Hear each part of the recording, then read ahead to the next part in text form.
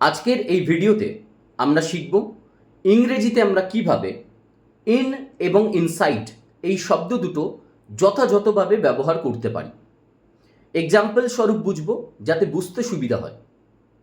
ধরে নিলাম আমার কাছে একটা ব্যাগ আছে এবং সেই ব্যাগের মধ্যে আমি একটা পেন রাখলাম।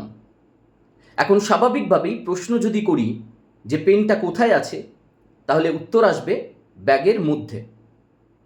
আমরা এই শব্দটার উপরেই ফোকাস করব, মধ্যে। সাবজেক্ট যখন কোনো জায়গার মধ্যে থাকে, কোনো একটা জায়গার মধ্যে থাকে, তখন আমরা ইন অথবা ইনসাইড এই শব্দ দুটো ব্যবহার করতে পারি। তাহলে এই ক্ষেত্রে আমি বলতে পারি দ্য পেন মানে পেনটা is in the bag, the pen is in the bag, অর্থাৎ পেনটা ব্যাগের মধ্যে আছে। আবার এটাও বলতে পারি the pen is inside the bag, এটার মানেও হচ্ছে যে পেনটা ব্যাগের মধ্যে আছে। তাহলে পার্থক্যটা কোথায়?